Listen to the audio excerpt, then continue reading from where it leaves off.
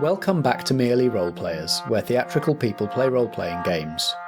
I'm Matt, and I've been getting lots of practice bringing the drama while Space Master Chris sets the scene.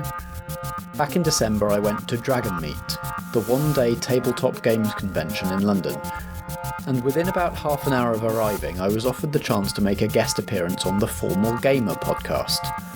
So I joined a Dungeons & Dragons party as Bagra, the half-orc baker, solving puzzles to convince an obviously dodgy estate agent to give us a discount off the asking price of a house we for some reason wanted to buy, despite it being full of traps, dead bodies and squatters in strange masks. In the spirit of the Formal Gamer, I'd like to formally apologise on behalf of the whole adventuring party to the people who viewed the property after us. We misinterpreted a puzzle pretty catastrophically and it might have left a bit of a mess. If you want to hear the full story, head over to formalgamer.com and look for their first Dragon Meet bonus episode. Then while that's downloading, please decant your drinks into plastics and take your seats. Act 3 of Parallax Inverted will begin after this from our friends at Kaiju FM. Hey folks, my name's Rob, and I spent the last 15 years working in the British film industry, making movies of all kinds. And my best friend Sam, and he spent the last 15 years being educated beyond all mortal means. He's got a doctorate, he's got a master's, he's the smartest man I know. And each week, we'd come together and we'd talk about movies. We talk about the colours in them, we talk about the characters in them, we talk about the themes and the ideas they present. If you like movies like we like movies, we're here each week on Kaiju FM talking about movies. Find us wherever you get podcasts. The story so far. He talked about these three ultramassive black holes, and they're the centre of the universe, and nobody seems to know what that is, and that seems strange because you would expect everybody to know. I'm pretty sure it's just a cube. This is the third person who's told you that the centre of the galaxy is just a cube. It's always just been a cube. I've got a horrible feeling I'm in a different reality. Life's a game, the world's a stage, and we're all merely players.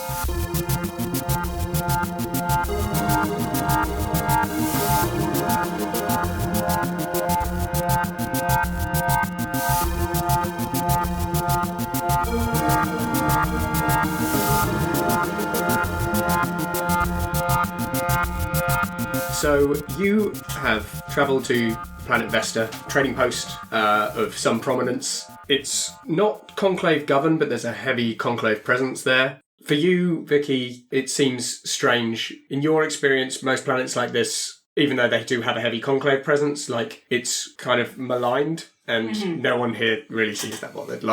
They're just sort of cracking on with it. Yeah. The Conclave are just doing their thing. Everyone else is just doing their thing. You don't have the same sort of people in the street yelling and waving propaganda around before being dragged off by... No one seems tense or anxious or irritated. Just kind of getting on with it. Yeah. Matt, you have had... you've escorted members of your crew to basically drop off at a Conclave outpost. Mm-hmm. The part of the Wren that you have, which doesn't garner you the bounty, but they have been looking for this for quite some time, and, it is considered of worth. They might be able to read the databanks better than I did. As a result, you consider to have completed a useful job, even if it wasn't something wasn't quite the result they were hoping for. Largely, it's quite lush around this area, but on closer inspection, you can see all the sort of lush plant life grows out of a sort of mesh that's sort of woven into the ground under the town, and you know full well that the rest of the planet is pretty much very sparse and desert. That said, it's a place with lots of stuff of value, and after you've completed your regular business, you find yourself in a nice sort of bar, working out what you're going to do with your human cargo. So can part of my regular business be my signature bounty hunting move? Yep. I just want to see if there's any good bounties about.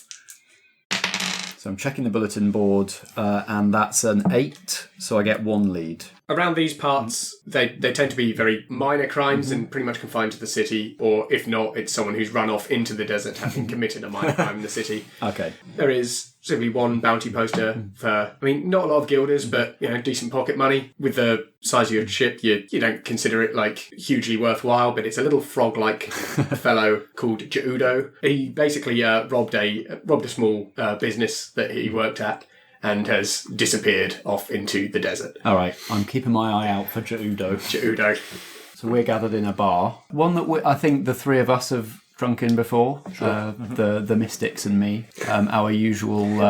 That's you. That's the film. Mystics and me. Yeah, where we normally reconvene before we leave the planet again. Just to... It's an airport bar. Oh God, yeah, it is. Oh, it's the Petra. Tiny knives and forks. Oh no.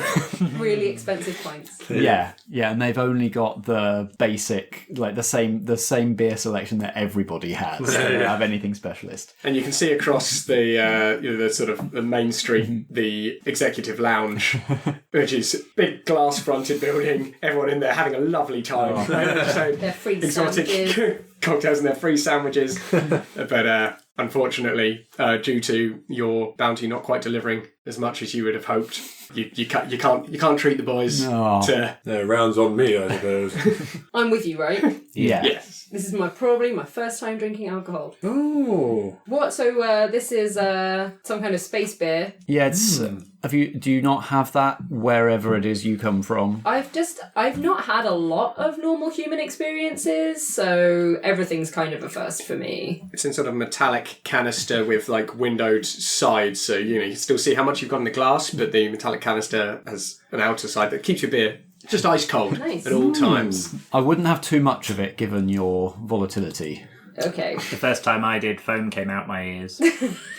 Tucking into my beer. Me too. My space beer. Does foam come out? Wiping away the foam. Wipe in the foam.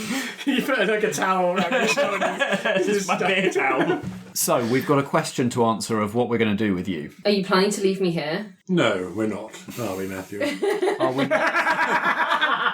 I think she should come with us. I mean, I'm going to be brutally honest here. I'm afraid to have you on my ship after what I saw I today. understand. I feel like if I tell you guys everything, then maybe, you can decide on a plan of action, and then at least everything that's going on. I think we're amenable to hearing you out. Okay. This is going to sound insane, but I was born and raised by the Conclave in a lab as an experiment. I think there are others like me, but I don't know. And that is why I think that is why I can do the things that I can do. And a lot of it is outside of my control. So I am very sorry about what happened in the corridor on the ship. And I didn't mean to frighten you, but it does tend to happen sometimes, especially if I'm frustrated or disappointed or anxious or emotionally affected in some way. It just kind of builds up inside me, and I have been trying to learn to take control of it, but some stuff happened recently that has made it increasingly difficult to control. But basically what I think has happened is that we are in some kind of simulated version of reality. What? And I know that sounds insane, but the way that the universe is run on proto-matter is by making decisions based on the best versions of reality, and they come from a simulation who I think is actually a sentient being called Sim, and me and the crew I was with on the Wren, Captain Ellie Pitkin and Dave, and a guy called Bing and Alex the Mechanoid may have released it when it asked us to help it. And I think it's created a different version of reality, and that's what we're in right now. So you were tricked, is that what you're saying? I think it made it seem like, in the version of reality that I come from, which you guys don't seem to be aware of, the Conclave are the kinds of people that do experiments on small children and turn them into human tempests.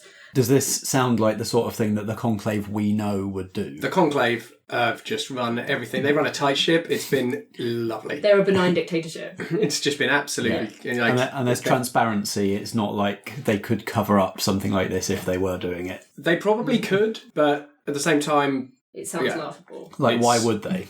Why would they? Everything's going so well. I'd like to pierce her words. Yeah, I was going to say, you need to finish that sentence. Yeah. Heart. No. I'm going to have a little look, just see whether she's just insane. Yeah, so that's just a 7. If anything, she sounds more collected and more sincere than before. So assuming that what you're saying is true, what do you think is the best way to end this situation quickly? I think we need to do something about Sim. He was talking to me. I've never seen him, but he was talking to me in the Wren, in the crystal-y orb thing, and then he said something about leaving me there for the rest of my short life, and then I didn't hear from him again, and then you guys turned up. I don't know how long later. In his creation is a key part of that. Yeah, in his creation, yeah. So, And I thought he meant the orb, but maybe he meant his reality. when did he create it? Because I'm I'm pretty sure I've been alive a while. Yes. I've read some history books. You're very old as Starkey, and you know lots of galactic history. We weren't created a week ago, were we? I don't think so. unless he can create. I guess if you can create someone, you can create memories. You have a full life's worth of memories. This is strange. Well, let's go on. You can see in the bar there's a large, I guess, like map of like prominent sectors of the galaxy, all arranged around its core, which is this big blue cube, as everyone knows. Of course. It's a central cube. The symbol they mark it with on the map seems familiar to you. Yeah. And you realise it's the same geometric shape as appeared on the screens whenever Sim spoke to you through the ship. Yeah. This symbol here on this map, that does mean something to you? Yes, it's a symbol for the core of the galaxy, of course. Yes. Every time Sim spoke to us on the Ren, that's the symbol that appeared on the screen. Because I don't think he doesn't have a human form. So he could be here now? Listening to us? I hadn't considered that. I'd like to scry my future in the next sort of like half an hour. I don't want to like go long term. I want to know whether what we're talking about here is going to get us in some deep shit, basically. Yep. That's a very good idea. So it sounds all a bit sort of scary and weird. What do you want? Up to sort of leaving the planet? Yeah. like necking our drinks and going, I think, is sort of like the thing. So I guess in this situation, you ask me the 3 questions you want to know about. Oh, that's an 8. In the next half an hour, do I see us in danger? Or see me in danger? Like, you don't see any danger like in the immediate future, like on the planet Vesta. Okay. What do I see me doing in the next sort of half an hour or so? And how do I seem? Well, so those are my 3 questions. What am I doing, and how do I seem in the next sort of? Ponderous, really. You seem to like you'll spend the next short while piecing together. Okay. Or try, and also trying to come to terms with the idea, possibly on a spiritual level, that you might be in a simulation. You have no strong reason to believe or disbelieve that. I don't think we're in any trouble right now, but I think prudence is key here. You think we should leave? I think we should just act normally, do what we would normally do, and be on our way within the next short while, at least. Good. I can get on board with that. What we need to do is decide when we get on our way, where are we going and what are we doing? You talked about we need to do something about Sim. It sounds like this thing is after you, and I'm happy to help, but we do need to get paid. And, if I'm going to put my crew in danger, I need to have some sort of assurances. And also, if this isn't too existential for one drink deep, if we do something, as you put it, about Sim, and it turns out that Sim is simulating all of us, what happens to us? I was thinking the same thing. I don't know. When we get back on the ship, I think I might need to stare into the abyss. Just saying. Yeah. She says she's done that before and she survived, presumably with her mind intact. Are you talking about... Now, we've had... there was that one time that Tully looked into the... Yes, he's only been the same since. Into the protospace core when it was unshielded, and it did something to his brain. Is that the sort of thing that we're talking about here? Yes. Got a very strange accent, didn't he, from it? Perhaps we should go and talk to him about it right now. Yes. I think When you talk about the abyss, I get the sense that does this have anything to do with protocrystal and the stuff at the core? Yes, that's right. Well, I would join you in that, my friend. we have an abundance of that on the ship, and we can always get more. So back to the ship. Back to the ship. I think we should, those of us who are able to handle the abyss should have a go. We need some guidance here. I'm looking at you here, Junior. Oh, I see. Sorry. The phone was getting in my eyes. Bring your towel with you. I've told you this before. Well, I'm happy to go and stare into stuff. Yeah. Sounds fun. All right, so we head back to the Bad Moon Rising. I think we go up by space elevator. Yeah, cool. Is there a docking station in orbit? Yeah, there's like a... Geostationary bit, and you go up to a sort of ring in space. Yep, and all the ships are just sort of slotted in around the circumference of it. Yeah, so we get the next space elevator car up from straight from the airport bar. Just jump in the tube at the back of the airport bar and straight up the space elevator to the docking station and back to the ship. And we're going to disengage. All right, all of you, tell me what you need. Have we got what we need on the ship, or do you need me to take you somewhere to do your steering? Should we go and look at our engine then? Let's go. Do that, and if that's not enough, I'm going to plot a course for the cube. Okay. I mean, if nothing else, we can always mine some of the cube and get some money that way, I suppose. Shall we? I think so. I'm going to go with you, Vikki, and see how this works. It Okay. sounds fun. Sounds Is like it fun? Was it fun? Fun isn't exactly the word I would use, but yeah, let's see what happens. As long as the abyss doesn't stare back, we're going to be totally fine. We go to the. Where are we going to? Like the. Come on. I'll show you the engine. Great. We're not allowed to touch bits of it. Okay. So I'm going to be on the bridge. There's no captain's chair. It's more of like the place you stand like Nick Fury on the helicopter. Okay, yeah. Yeah, makes sense. Yeah. And I've got all the engine controls so that if they need me to ramp it up, ramp it down, open up the shielding. I was really hoping you'd have your leg over the side like a young king, looking ponderous. No, I stand very square. Okay, Stratos, can you get him to like open up the like whatever metal flap there is on the core so that we can see into it properly? Yeah, sure. Captain, we're ready. If you could open the flap, we'll get staring.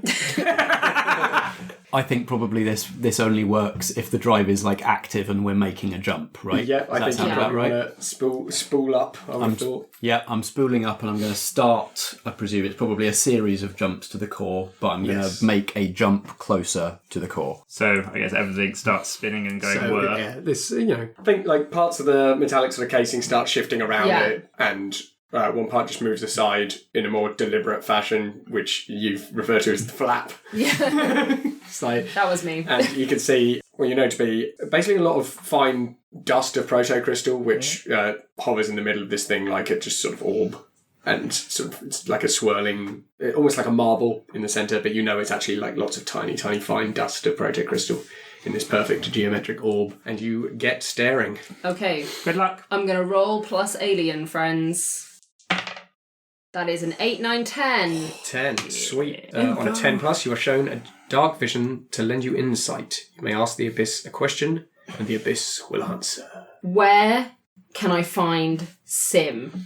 You get this sudden jolt. You're basically staring through everything at this point, and you just get a vision of walking into the cube at the centre of the universe through what looks like a bored hole, and walking down this corridor, this rough-hewn sort of drilled hole, until it suddenly becomes very uniform in the middle, sort of like a labyrinth. As you walk through this, you find a struggle to explain it, like shifting geometric shape, like in too many dimensions in the centre. And you look around for any sign of any being, have nothing before just stepping into this Moving shape. thing. Okay. Whew, okay. So we're definitely going to the right place if we're going to the core, but did you want to have a go at staring into the abyss? Yes. I would love to stare into the abyss. Prior to this, though, the abyss does stare back. For what does your character crave forgiveness? And from whom? I'd like to ask forgiveness from Alex, because when I exploded with my storm, I frazzled his circuits. You took away his beautiful robot body. But I have his personality and his soul, so I'm hoping that I can make amends by booting him back up again. I've still got- Stratos. Stare into the abyss, dude. It is a rush. I'm monitoring both their vitals. Yeah. A 6. You stare into the abyss. Oh, dude. Too rashly. Oh, God, you were not... I was going to head into abyss and have a look around. Bombarded with horrible memories and regrets, and you feel like you're staring into yourself. What is Stratos' darkest desire? Secretly, he wants to replace Starkey at any cost. And what terrifies Stratos to the core? I think rejection terrifies him, which is perhaps why he's kind of in this order and wants to keep rising through it. Because if he part of thinks something. if he can be high up in the order, then people can't reject him anymore. Pull my head out and go, don't like the abyss.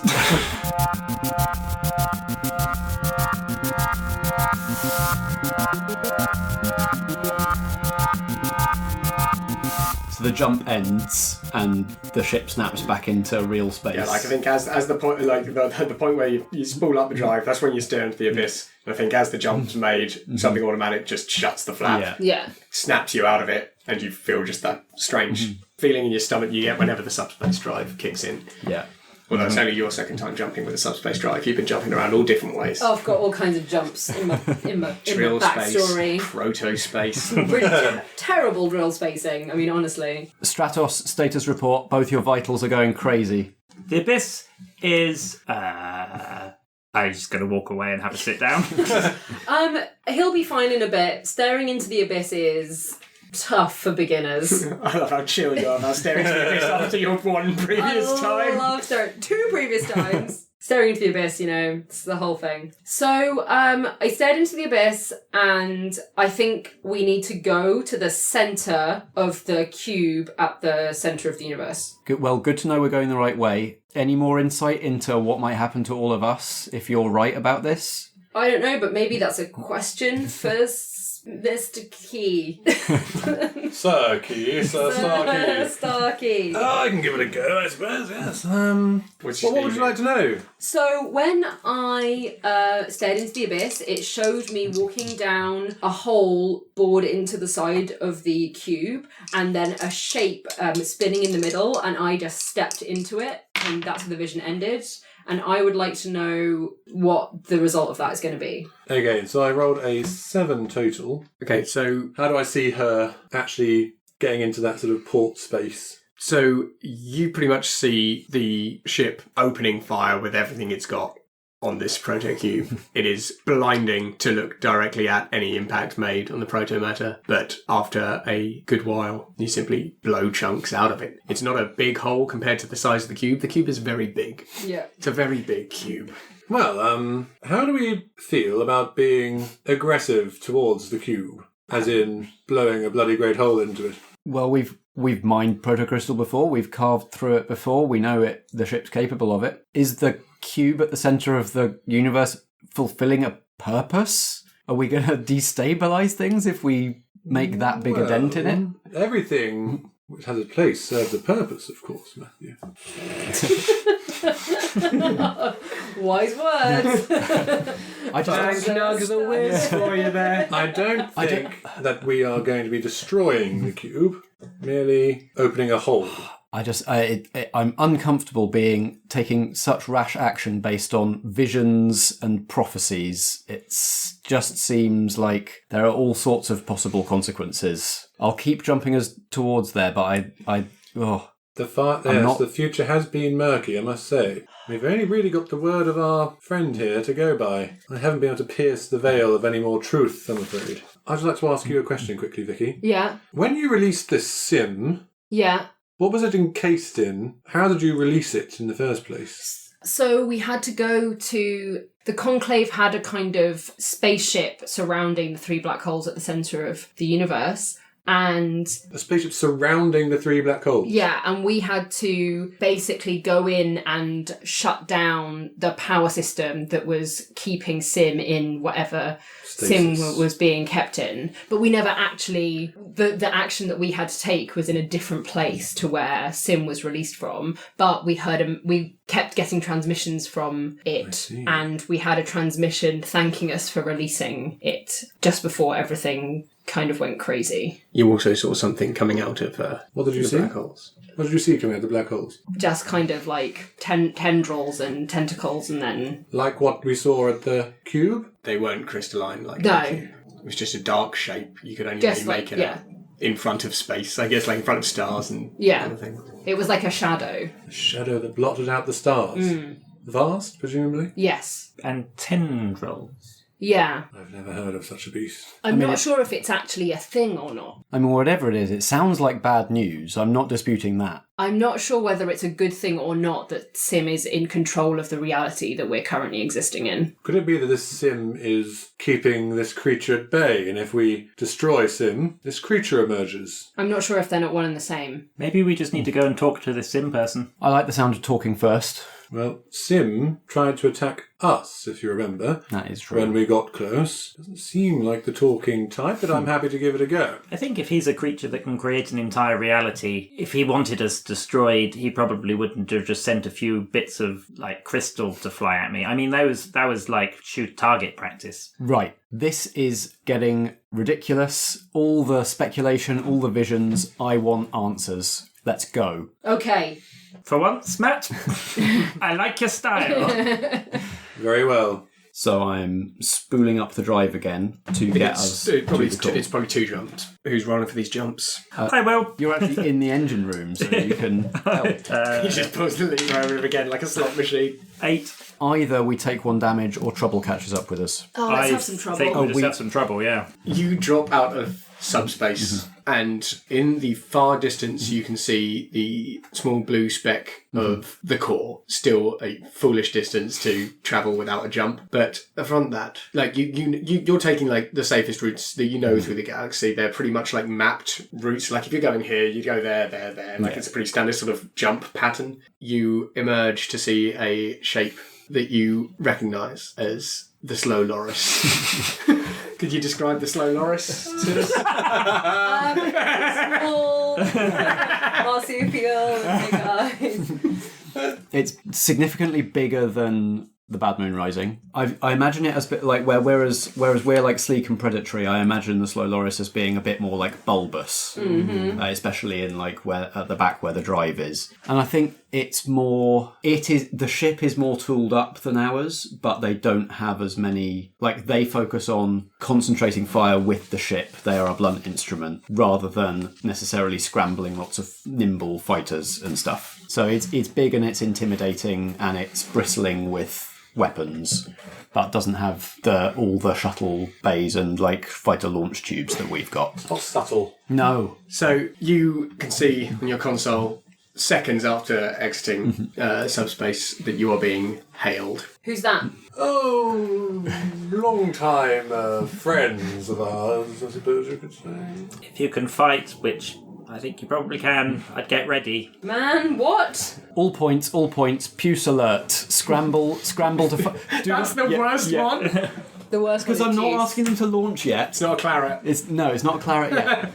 Ready for launch, but do not launch yet. We are not going to invoke hostilities here. Are you scrambling? I'm scrambling, yeah. I think I'll come down with you on this one as well. Keep an eye on you. Good plan. Vikki, can you fly a fighter? Definitely not. See you later. And I'm going to accept the hail. Well, what have we here? Hello. Fancy coming across you boys. Oh, it must feel so nice to have the drop on us for once, Eli. You know what? It kind of does. Yeah, it kind of does. See, I know you didn't take in the whole ship. I know you got nothing from him. And how would you know that, Eli? Tell you this, I left Vesta before you. Shit. I tried to take that bounty weeks ago. The Ren beacon's been going for a week and a half. You found something on there, didn't you? Well, you'd know what we found if you'd tracked it down faster, wouldn't you? But we got there. You didn't. He thinks he's funny. He thinks he's funny. And ahead of you, you can see fighters just dropping down either side of the thing. They sort of tumble out the sides of the Slow Loris and then just sort of hover up against next to it. It's got 6 fighters, like 3 flanking at either side. Shields up. Deploy fighters. Defensive formation.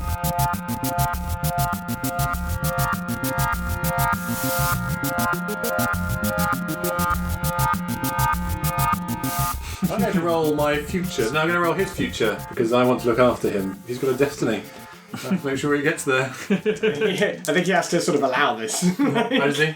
No, I'm down You're for in? yeah. This It's is like like worked pretty well this before. is standard operating procedure for us. I think he works out what's going on. That's a 9. Yep, 9.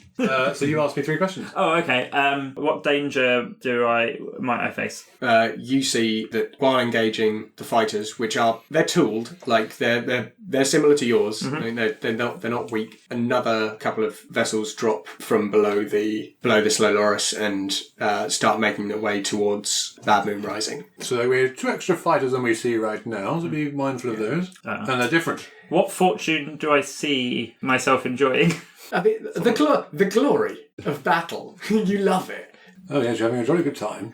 Who do you see me with? When you're out there, it's you. I don't know if you're intending to fly currently. I'm jumping in. So yeah, it's the two of you and the rest of the other fighter crew. But a little further down the line, they see you back on the ship with everybody, but the alarms are still going off on the ship. It sees you back on the Bad Moon Rising, but not in a state of peace. Well, here we go. Well, best of luck, Junior. Punch it.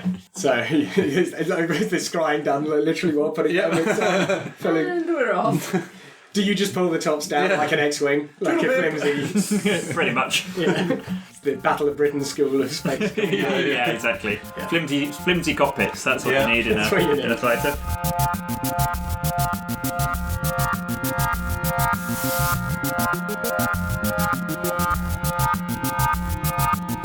Eli, you're going about this all wrong. The girl knows something. She's of more value to the Conclave than the ship. Yeah, but you're missing the big picture here. Look where we're heading. You try and pull this every time. You're missing the big picture, Eli. Oh, look over there, Eli. A three-headed monkey. Oh, not this time, Matt. Not this time. Hey. And he just cuts it off. And you see the fighters just sort of beeline towards you. All points, engage. Fighters just shooting out the... What range are we at from his actual ship? You're quite far away, like the mid-range, so what's that, engaged, I guess, with big ships, right? Yeah. You're not at the dangerous broadsides level. Thankfully. Yeah. You two, along with... What are the other comets? Are they just one comet two? Do you know them? Fred and George.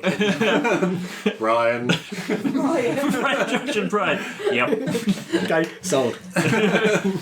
I get to act first. In a tense situation. Go for it. Yeah. So I'm gonna laser him. I'm gonna unleash a laser barrage at his ship. Okay. Candace, target the slow Loris. Already done, Captain. I've always got a lock on the slow Loris. Finally, Candace, you're speaking my language. And with Captain. Finally, you are speaking mine. Such a bitch. Your hero becomes, oh snap.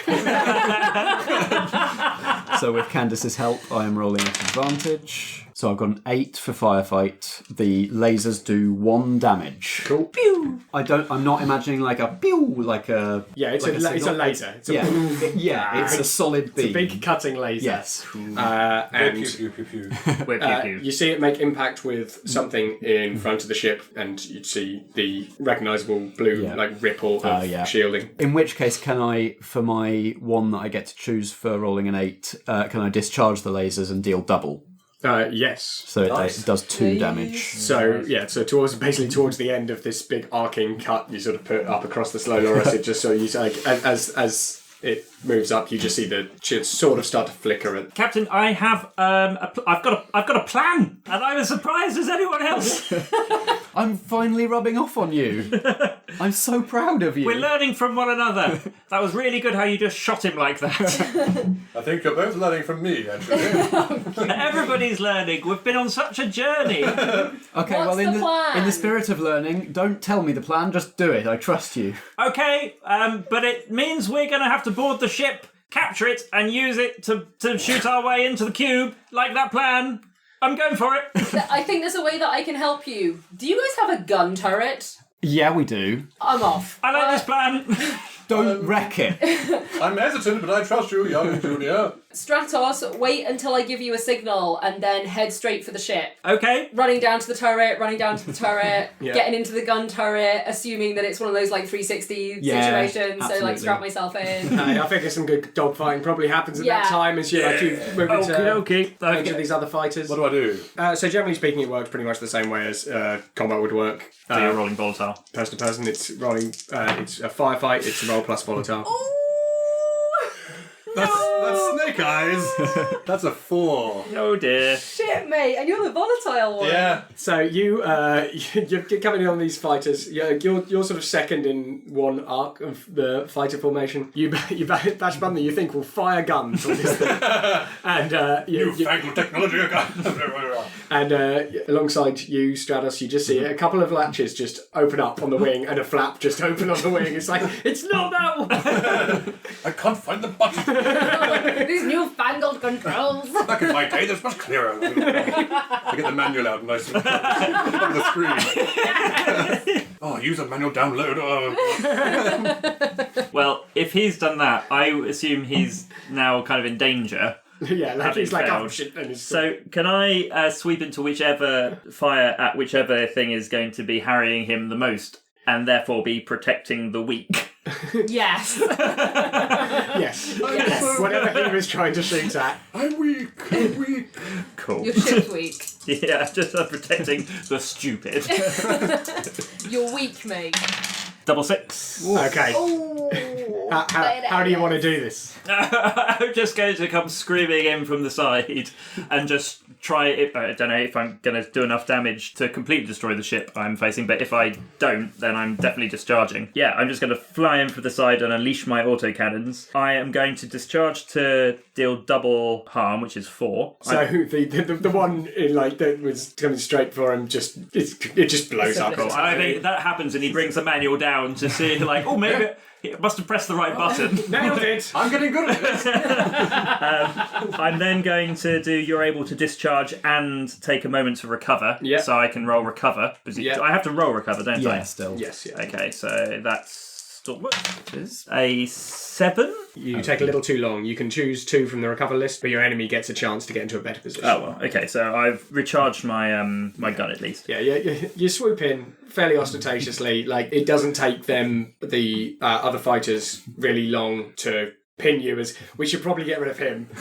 So, but with my third one for the firefight, Yeah. I am going to impress, dismay, or frighten my enemy. Yeah. So I am going They to. are impressed. I'm going to frighten them in that one of their people has just been taken out in very, very short order by I think it's a surprisingly aggressive fighter. I'm in the gun turret, so I'm going to be I'm going to fire on the ships that are probably like starting to position themselves. So the turret works at crash, dogfighting, or broadside. Okay, so if you want to shoot at the big ship, I might have to get you closer. But if you want to shoot at the fighters, I maybe. just want to act destructively. So the thing is, you would be firing into a dogfight. I feel like I would be like shooting at the. They do that in Star Wars all the time. You can do it. I'm just saying that's what's happening. Like, it's not like you're in the midst of the dogfight. The dogfight's happening between your two big ships. Yeah. Which is sort of Are we doing close that. enough for that? Yeah, you can hit any of these things you want. Oh, that's a 4. At least I did a fail though. The turret does 1 damage. So well, you fire wildly into the firefight, and one of the ones that was sort of manoeuvring around to get the drop on you, Stratos, just takes a glancing hit. Okay. But a couple of the others that were peeping around, afraid of Stratos and not getting involved with that guy, are coming over and basically just moving to strafe the Bad Moon Rising. I did that in order to spend one of my storm. So I'm hoping that I can spend one of my storm to frighten those who are on the slow Loris by altering reality for a moment for them. So what I'm going to make them think is that the whole ship is on fire. Their ship is on fire. Shit. So as soon as Strat and the others arrive on the ship, they'll all be trying to like run away from fire and defend, like beating a fire and trying to put a fire out.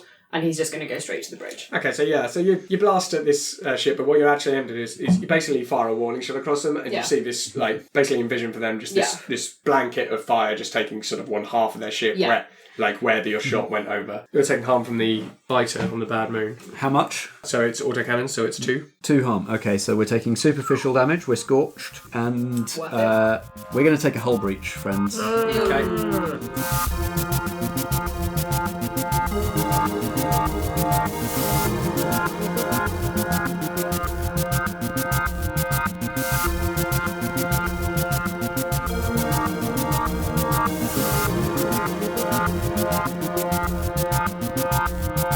You've been listening to Merely Roleplayers. You can look us up wherever you find podcasts, on Twitter at Merely Roleplay and at facebook.com/merelyroleplayers. Reviews and kind words are all very much appreciated, and we hope you'll join us again for our next episode.